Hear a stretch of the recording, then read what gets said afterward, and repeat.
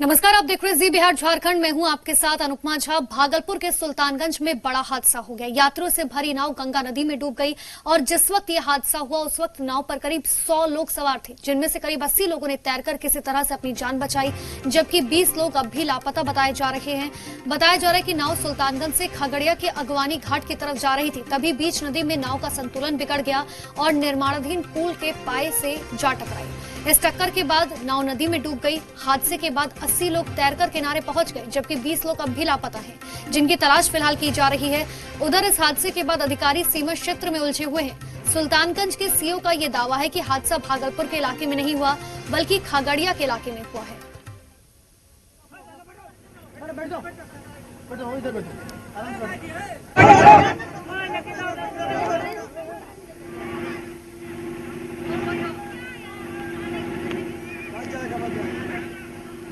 घटना हुआ यही कि वो जो है ना इधर से लौ जा रहा था, वो एक के बार दिया स्टीयरिंग काट पूरा। हाँ, स्टीयरिंग काट के बस डायरेक्ट बहुत में ठोक दिया पाए में। उसके बाद 2-4-10 आदमी कूद गया। हाँ। उसके बाद ये जो है इसको हम देखने में बेदम हो गए। उधर 1-2 आदमी डूब भी गया है, बच्चा सब। पुल के पाया से टकराने की सूचना है जी। और वो घटना जो है खगड़िया जिला के पर्वता अंचल के साइड में हुआ। उसी के लिए हम लोग विधि व्यवस्था के लिए और किसी भी परिस्थिति से निपटने के लिए यहाँ घाट पे हम लोग मौजूद हैं इस बार। तो देखिए, हादसे की तस्वीरें आपको दिखा रहे हैं कि फिलहाल आपको बता दें वहां पर 20 लोग लापता बताए जा रहे हैं। कुल मिलाकर 100 लोग इस नदी में नाव पर जो है सवार थे, जिसमें से 80 लोग तैरकर किसी तरीके से उन्होंने अपनी जान बचाई। ज्यादा जानकारी के लिए संवाददाता अजय कुमार हमारे साथ फोन लाइन पर जुड़ चुके हैं। अजय, क्या 20 लोगों के बारे में अब तक कोई जानकारी? ये अभी तक कोई जानकारी नहीं लगी है, लेकिन प्रशासन के लोग लगे हुए हैं। अंधेरा होने के कारण रेस्क्यू का काम भी नहीं हो पा रहा है, क्योंकि गंगा नदी में बाढ़ का समय है, गंगा उफान पे है और लहरें भी काफी तेजी है, इसलिए नाव से नहीं जा पा रहे हैं वहाँ कोई भी। और किनारे पर ही अभी खड़े हैं। अंधेरा भी है, लाइट की भी व्यवस्था नहीं है, जिसके कारण प्रशासन किनारे पर खड़ा होकर केवल मुख्य दर्शक बनी हुई है। कोई भी रेस्क्यू का काम फिलहाल नहीं चलाया जा रहा है। आपको बता दें कि पल्ला झाड़ने की भी जीओ के द्वारा कोशिश की गई कि वो खगड़िया जिले में हुआ, जबकि 14 नंबर पाया से वो नाव टकराई है, जो कि भागलपुर जिले में पड़ता है। उसके बाद घटना घटी है। कुछ लोग जो तैर कर आए हैं उनका भी कहना है कि ये जो घटना घटी है वो भागलपुर जिले में है। फिर भी जो भागलपुर के प्रशासन है वो पल्ला झाड़ने की कोशिश कर रहे हैं कि ये घटना खगड़िया जिले में घटी है। फिलहाल अंधेरा होने के कारण रेस्क्यू का काम जो है वो रुका हुआ है। जी बिल्कुल, बहुत बहुत शुक्रिया अजय तमाम जानकारी के लिए। तो देखिए, अभी फिलहाल वहां पर रेस्क्यू ऑपरेशन नहीं चल रहा है, क्योंकि अंधेरा हो चुका है, ऊपर से नदी ऑलरेडी उफान पर है, जिसकी वजह से एसडीआरएफ के सामने सबसे बड़ी चुनौती है कि उन 20 लोगों के बारे में किस तरीके से जानकारी निकाली जाए। लेकिन जैसा कि हमारे संवाददाता बता भी रहे थे कि फिलहाल सीओ जो है इस बात के लिए अभी विचार विमर्श करें कि आखिर ये पूरा हादसा जो है वो किस इलाके में पड़ता है, जबकि प्राथमिकता ये होनी चाहिए कि जो 20 लोग लापता हैं उनकी जानकारी निकाली जाए, उन्हें ढूंढा जाए। तो बिहार में बाढ़ का कहर कम होने का नाम नहीं ले रहा। बिहार के 16 जिले बाढ़ से प्रभावित हैं। सीतामढ़ी, शिवहर, सुपौल, किशनगंज, दरभंगा, मुजफ्फरपुर, गोपालगंज, पूर्वी चंपारण, पश्चिमी चंपारण, खगड़िया, सारण, समस्तीपुर, सिवान, मधुबनी, मधेपुर और सहरसा में बाढ़ का पानी घुस गया। बिहार में 130 प्रखंड में बाढ़ से त्राहिमाम मचा हुआ है। बिहार के कुल 1333 पंचायत के 83,62,000 से अधिक लोग बाढ़ से प्रभावित हैं। सरकार ने 5,50,000 लोगों को सुरक्षित स्थानों पर पहुंचाया। राहत शिविरों की संख्या 6 है, जिनमें 5,186 लोग शरण लिए हुए हैं। बाढ़ प्रभावितों को खाना खिलाने के लिए 198 सामुदायिक किचन केंद्र चलाए जा रहे हैं, जिनमें 1,60,000 से अधिक लोग भोजन करते हैं। बाढ़ में डूबने से अब तक 27 लोगों की मौत हुई, तो वहीं राहत बचाव कार्य में एनडीआरएफ और एसडीआरएफ की 26 टुकड़ियां लगी हुई हैं।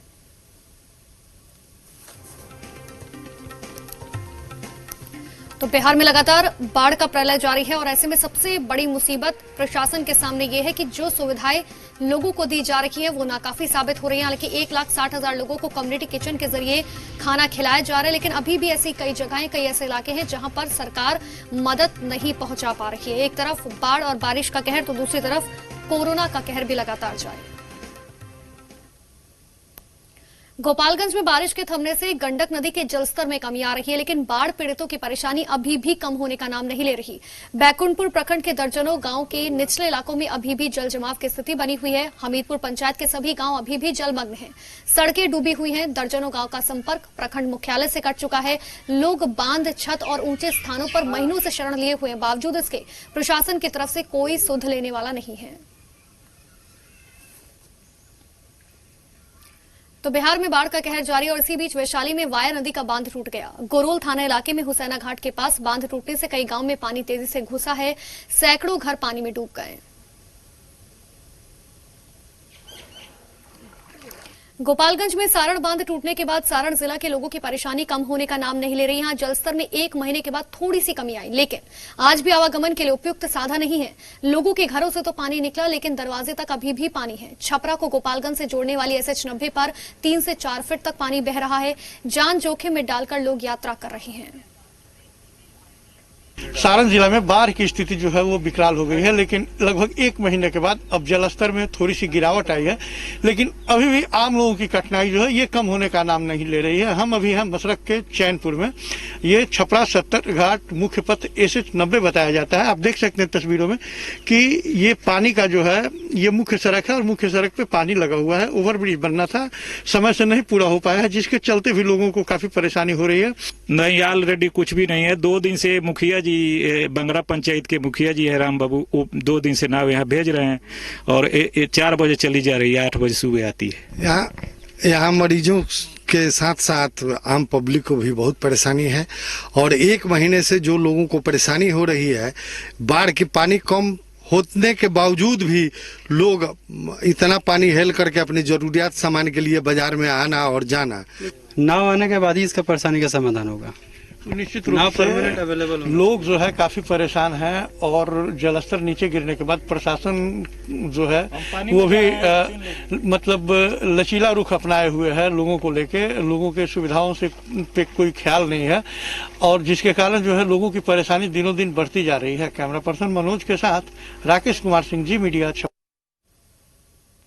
बिहार में कोरोना संक्रमण की रोकथाम को लेकर लागू लॉकडाउन के बीच सरकार ने बसों के परिचालन को लेकर एक बड़ा फैसला लिया।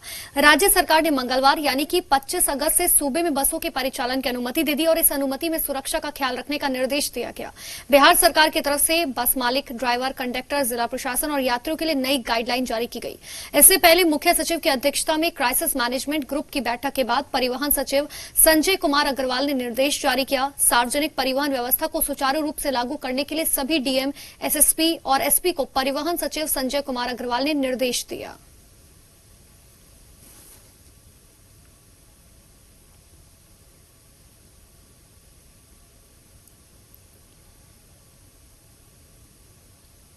तो वहीं राज्य सरकार ने 2 दिन पहले जो आदेश जारी किया था उसे पलट दिया है। सरकार ने सब्जी, फल और मीट मछली की दुकानों को खोलने के समय में एक बार फिर से बदलाव किया। 2 दिन पहले राज्य सरकार ने सब्जी, फल और मीट मछली की दुकान सुबह 6 बजे से लेकर 10 बजे तक खोलने की अनुमति दी थी, लेकिन अब सरकार ने अपने इससे 2 दिन पुराने आदेश को बदलते हुए इन दुकानों के लिए नई टाइमिंग जारी कर दी। राज्य सरकार ने अब सब्जी, फल और मीट मछली की दुकानें खोलने के लिए सुबह 6 बजे से लेकर 11 बजे तक और शाम 4 बजे से लेकर 6:30 बजे तक का वक्त दिया है। गृह विभाग की तरफ से संबंध में एक आदेश भी जारी किया गया। इस नए आदेश में ये स्पष्ट तौर पर कहा गया कि अब राज्य के किसी भी हिस्से में सब्जी, फल और मीट मछली की दुकानें नई टाइमिंग के मुताबिक खुल सकेंगी। हालांकि सोशल डिस्टेंसिंग और मास्क का इस्तेमाल इन विक्रेताओं के लिए अनिवार्य होगा। ठेले पर सब्जी बेचने वाले दिन भर अपना काम कर पाएंगे।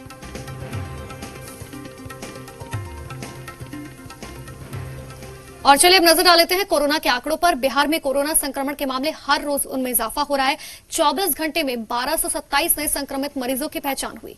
नए संक्रमित मरीज मिलने के बाद बिहार में कोरोना संक्रमित का आंकड़ा 1,23,383 तक पहुंच गया, जिनमें से 1,01,000 मरीज कोरोना से ठीक हुए, जबकि 21,393 कोरोना के एक्टिव केस हैं। बिहार में रिकवरी रेट में भी इजाफा हुआ है। रिकवरी रेट 82.15% हो गया। तो वहीं 24 घंटे के अंदर 2,908 मरीजों ने कोरोना को मात दी। अभी तक कोरोना से बिहार में 627 लोगों की मौत हुई, जबकि 24,94,000 कोरोना सैंपल की जांच अब तक हो चुकी है।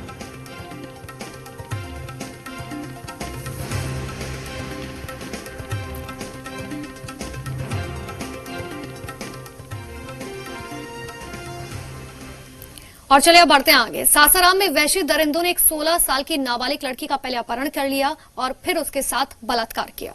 बताया जा रहा है कि लड़की सिलाई सीखने जा रही थी कि बाइक पर सवार 2 लड़कों ने उसे जबरन उठा लिया और उसे कमरे में ले गए, जहां उसके साथ 4 दिनों तक रेप किया। घटना 18 अगस्त की बताई जा रही है। 22 अगस्त को पीड़िता ने थाने में केस दर्ज कराया, जिसके बाद पुलिस ने रेप के आरोपी सहित 2 युवकों को गिरफ्तार किया और लड़की की मेडिकल जांच कराई गई। लड़की जैसा बता रही थी कि 9:30 बजे वो जा रही थी 18 तारीख को, और जैसे रोज सिलाई सेंटर जाती थी, 1 महीने से वो सीख रही है। रास्ते में 2 लड़के थे बाइक पे बैठे हुए, उसको ज़बरदस्ती वो मिली, उसको ज़बरदस्ती उन लोग बाइक पे बैठा के बाइक से ही उसको सासाराम तक ले आया। सासाराम में कहीं रेंट पे ये घर लिया हुआ था, उसी में उसको ताला बंद करके रखा, और 18 तारीख को जिस दिन पहले दिन ही गई, उसके साथ 2 बार ज़बरदस्ती किया गया है। सिवान में बेखौफ अपराधियों ने दिन दहाड़े बैंक ऑफ इंडिया के सीएसपी संचालक के साथ 2,30,000 की लूट की और दहशत फैलाने के लिए फायरिंग करने के बाद हथियार लहराते हुए फरार हो गए।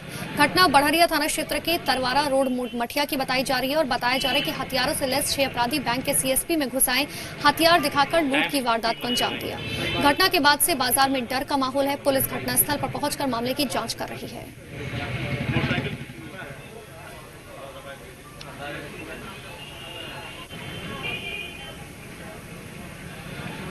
तो दिन दहाड़े 2,30,000 रुपए की लूट की गई और फिलहाल आपको बता दें कि पुलिस मामले की जांच में जुटी हुई है। पुलिस सीसीटीवी फुटेज के आधार पर अब इन आरोपियों की तलाश कर रही है।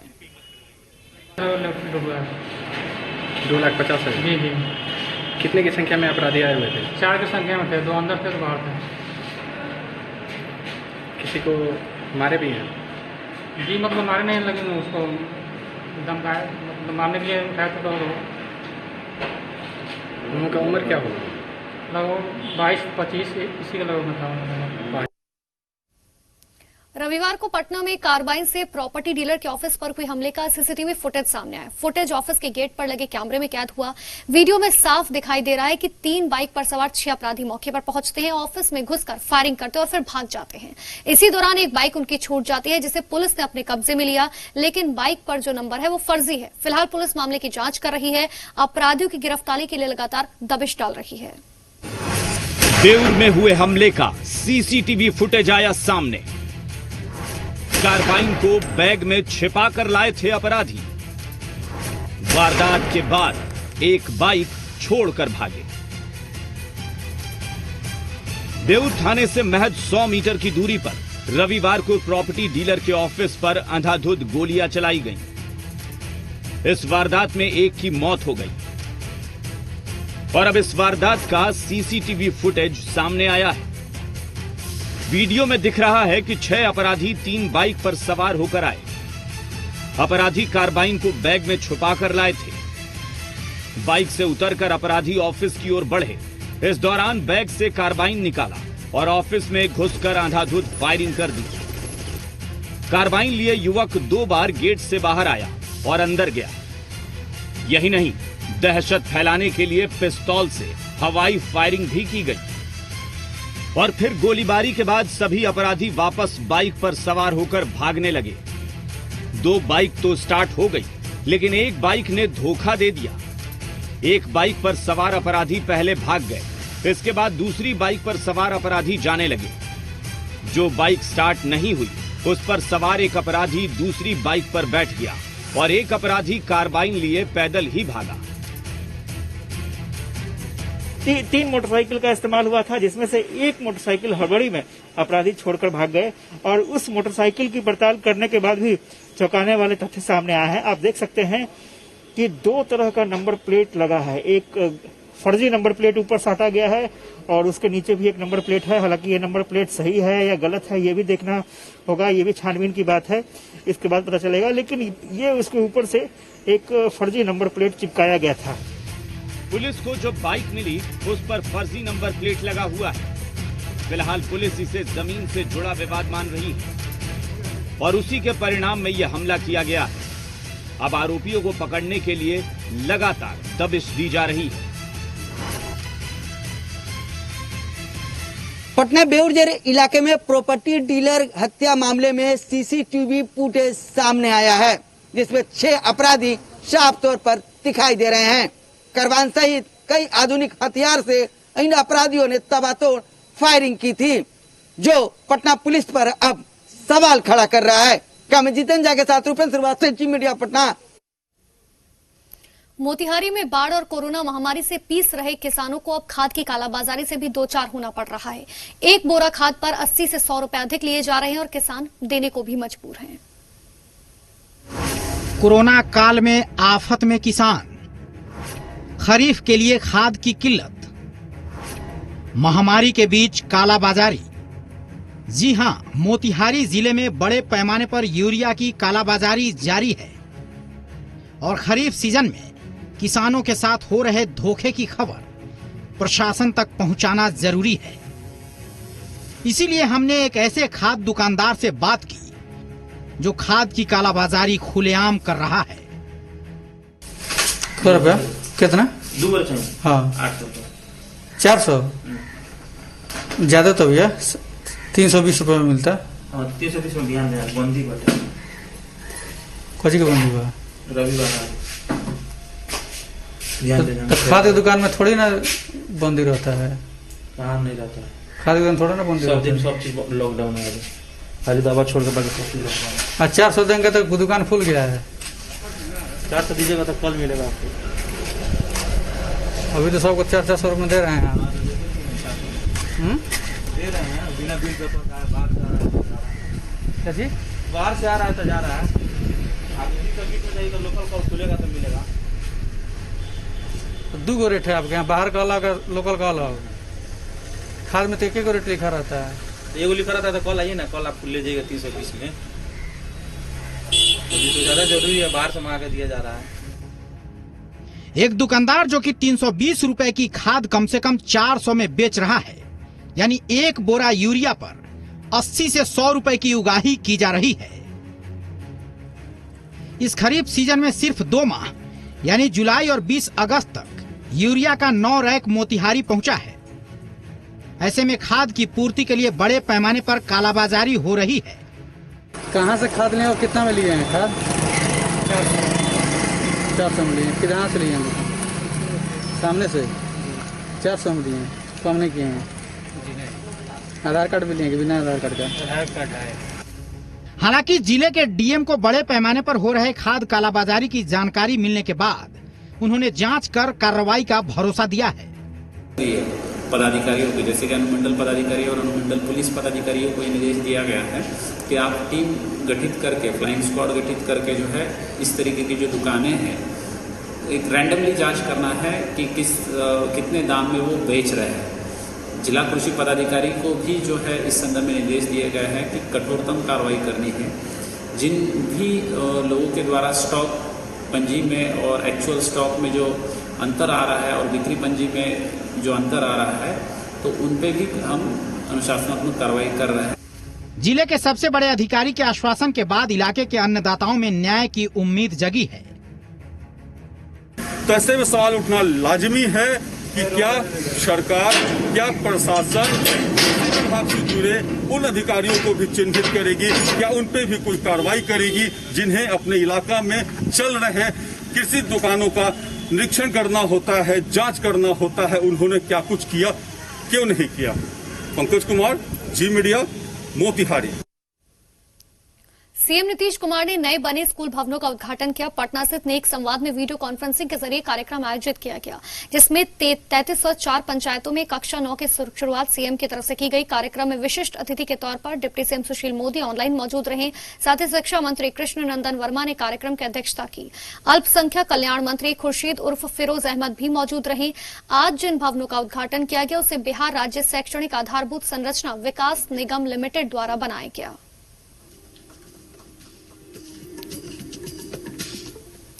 तो देखिए, 9वीं क्लास में छात्राओं की संख्या 17,000 से भी कम थी, जिसके बाद अब इन क्लासेस की शुरुआत की गई। साइकिल योजना से लड़कियों में आत्मविश्वास की बढ़ोतरी होगी। ये बड़ी बातें आपको बता रहे जो सीएम ने कही। नियोजित शिक्षक ना कहीं, वो शिक्षक है। साथ ही उन्होंने कहा कि शिक्षा में बढ़ोतरी के अलावा घर घर बिजली पहुंचाने का हमारा लक्ष्य है।